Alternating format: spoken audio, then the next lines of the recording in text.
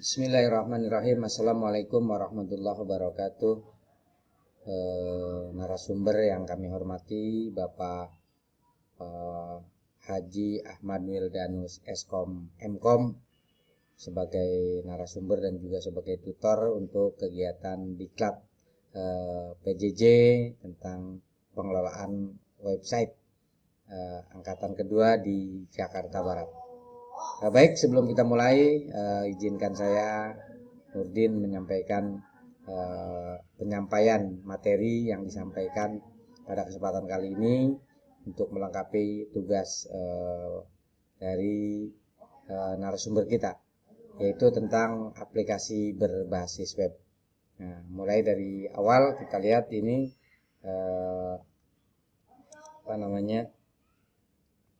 Nah, ini aplikasi berbasis web. Sebagaimana kita ketahui bahwa web ini adalah sudah menjadi kebutuhan kita sehari-hari, kebutuhan yang harus kita penuhi kalau kita mau beradaptasi dengan dunia saat ini. Ya, kita harus sudah piawai dalam menggunakan website. Nah, ini jumlah pengguna internet di Indonesia mencapai 196,7 juta. Masya Allah, luar biasa. Nah, ini hampir mungkin lebih dari 85% penduduk Indonesia sudah menggunakan internet. Nah, kita lihat saja sekarang anak yang baru umur setahun, umur 6 bulan pun kalau kita kasih YouTube dia langsung diam dia, Masya Allah. Makanya memang luar biasa sekali penggunaan internet ini. Nah, sumber daya, ini internet nih, kita lihat sumber daya. Selain mudah untuk diakses, perangkat website juga tidak membutuhkan sumber daya yang besar dari sisi perangkat keras ataupun perangkat lunak. Kita lihat yang ada di layar ini, aplikasi berbasis web serta keunggulan yang dimilikinya daripada aplikasi berbasis desktop. Nah, ini kita lihat nih, pengertian aplikasi berbasis web. Aplikasi berbasis web adalah aplikasi yang dikembangkan menggunakan bahasa HTML, PHP, CSS, JS yang membutuhkan web server dan browser untuk menjalankannya. Browsernya seperti Chrome, Firefox, atau Opera, atau Baidu dan lain sebagainya. Nah, aplikasi web juga dapat berjalan pada jaringan internet maupun intranet atau jaringan LAN. Data terpusat, kemudahan dalam akses adalah ciri utama yang membuat aplikasi web lebih banyak diminati dan lebih mudah diimplementasikan pada berbagai bidang kehidupan. Nah, jenis-jenis aplikasi berbasis web.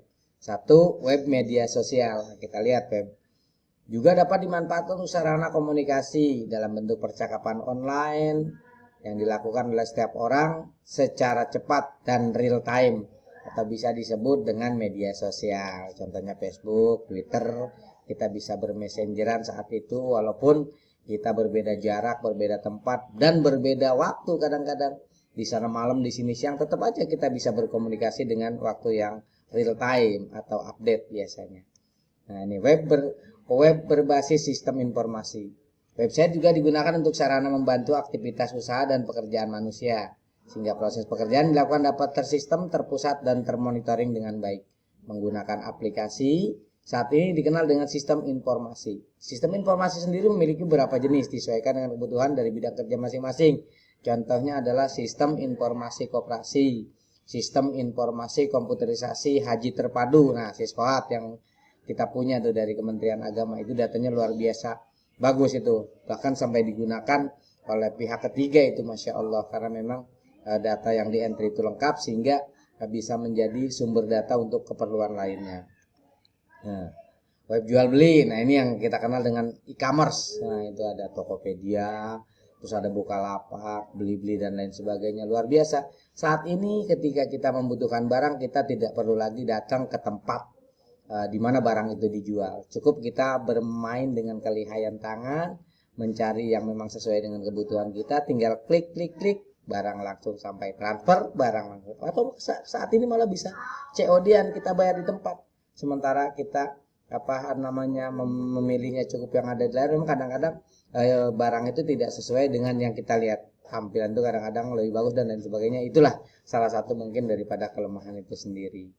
Selanjutnya itu web pencarian. Nah, ini kita lihat nih, web pencarian itu atau search engine itu tentunya adalah hampir setiap hari selalu mengakses yang namanya mesin pencari. Ya, karena memang setiap hari itu kita butuh informasi, butuh segala sesuatu yang baru.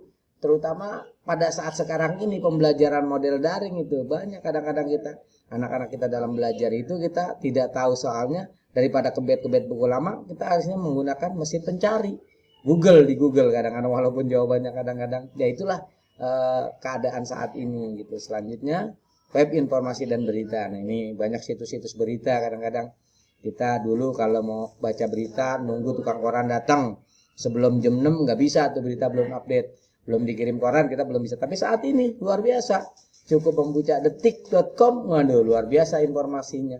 Banyak informasi-informasi atau informasi dari situs berita itu sendiri seperti Kompas atau Okezone dan lain sebagainya. Aplikasi web server. Definisi dari aplikasi web server adalah sebuah perangkat aplikasi di mana Anda dapat menerima request, permintaan, dan juga mengirim respon atau tanggapan protokol HTTP, Hypertext Transfer Protocol. Dalam proses implementasinya tentu saja sudah terprogram dengan bantuan bahasa pemrograman atau server side atau lebih dikenal dengan istilah back-end.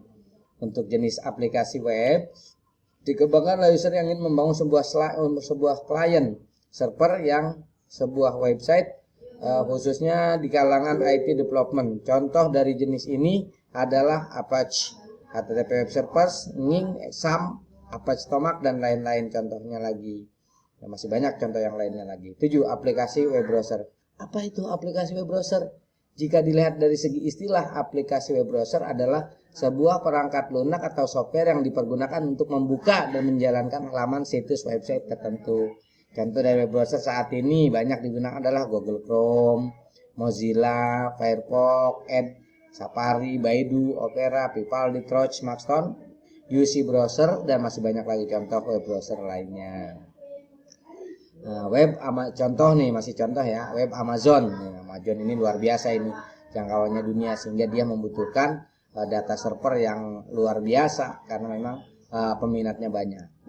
Nah, Gmail ini adalah salah satu alat Google Mail, itu surat berbasis surat. Nah, dulu kita kalau mau mengirim surat itu kadang-kadang nunggu Pak Pos sampai berhari-hari baru nyampe. Tapi saat ini cukup diklik 2 menit langsung sampai ke tujuan, selama jaringan internetnya bagus dan penerima di sana juga ada jaringan atau koneksi internet. Selanjutnya nih, kelebihan dan kekurangan dari aplikasi berbasis web. Kelebihannya dapat diakses melalui berbagai perangkat seperti perangkat mobile, desktop, dan tablet. Tidak membutuhkan spesifikasi yang besar untuk menjalankan sebuah website. Tidak memerlukan lisensi dengan terkait penggunaan website. Dapat dijalankan pada berbagai sistem operasi atau OS seperti Windows, Linux, Mac, dan lain-lain. Dapat ditampilkan dan dilihat kapanpun dan dimanapun asal terhubung dengan jaringan internet yang stabil. Gampang, sekarang kalau mau lihat langsung aja masuk ke MICD. Nah itu ada itu jaringan free wifi. Modal 15.000 seharian kita bisa chatting-chatting atau membuka web dengan sepuasnya di sana. Atau banyak sekarang restoran-restoran sudah menyediakan free wifi sehingga kita dapat mengakses internet dari tempat itu. Kelemahannya membutuhkan jaringan internet yang baik dan stabil agar website yang digunakan tidak dapat terkoneksi dan ditampilkan dengan baik. Kadang-kadang kita lagi kerja itu gara-gara koneksinya buruk, kerjanya jadi suka terhambat, suka bete, suka bad mood, dan jadi gondok atau kesel gitu. Makanya ini kelemahan daripada salah satu kita bekerja berdasarkan berbasis web. Membutuhkan semua jaringan yang baik dari sisi server, browser, dan klien. Karena website sangat rentan memasukkan berbagai virus atau trash, malware, dan lain sebagainya. Sehingga keamanan data kita kadang-kadang tidak dapat dijamin dengan adanya virus dan lain sebagainya. Ini komparasi antara web PS desktop, aplikasi berbasis desktop atau desktop based application. Aplikasi berbasis desktop merupakan suatu aplikasi yang mampu beroperasi secara offline, tetapi harus menginstalnya terlebih dahulu pada laptop atau komputer. Bagi misal aplikasi berbasis desktop atau standalone dikembangkan dari bahasa C++, VB, Java, dan lain-lain. Aplikasi berbasis desktop lebih banyak diinstal secara standalone, walaupun aplikasi berbasis desktop telah didukung proses sentralisasi data. Akan tetapi untuk proses instalasi aplikasi berbasis desktop harus dilakukan secara mandiri. Untuk hasil komparasi dari aplikasi berbasis web dan aplikasi berbasis desktop dapat dilihat dalam tabel berikut ini. Nah, ini aspek analisanya, kita lihat nih. Ada aplikasi berbasis desktop, berbasis web, grafis. Nah, ini dia kebutuhan dukungan sistem operasi. Tidak semua aplikasi desktop dapat berjalan di semua sistem operasi. Nah, ini kelemahannya. Nah, penggunaan jaringan tidak terlalu membutuhkan jaringan karena sistem tertanam secara mandiri pada setiap komputer. Nah, ini nggak perlu upload dan sebagainya, langsung save. Sangat membutuhkan jaringan, dapat berjalan di semua sistem operasi. Yang terpenting adalah jalur koneksi. Nah, ini dia kelemahan dan komparasinya kita lihat. Sungguh jauh berbeda ya antara aplikasi berbasis web dengan berbasis desktop. Lanjut. Nah, ini sentralisasi data. Data tersimpan pada setiap komputer, data tersimpan pada server. Popularitas aplikasi berbasis desktop banyak digunakan sebelum adanya smartphone. Namun sekarang popularitasnya mulai meredup. Aplikasi berbasis saat ini lebih banyak digunakan. Kebanyakan aplikasi berbasis digunakan dari bahasa pemrograman yang memerlukan lisensi untuk menggunakannya. Aplikasi berbasis menggunakan pada bahasa pemrograman sumber datanya terbuka alias open source. Nah, itulah sekelumit tentang penjelasan aplikasi berbasis web. Mudah-mudahan dapat dipahami, dan kalau tidak paham mungkin nanti kita bisa berdiskusi atau saling melengkapi, yang tentunya akan ditambahkan oleh narasumber kita yaitu Bapak Haji Ahmad Wildanus Eskom MM. Terima kasih dari saya. Apabila ada kekurangan dan kesalahan mohon maaf. Saya akhiri, billahi taufiq wal hidayah. Wassalamualaikum warahmatullahi wabarakatuh.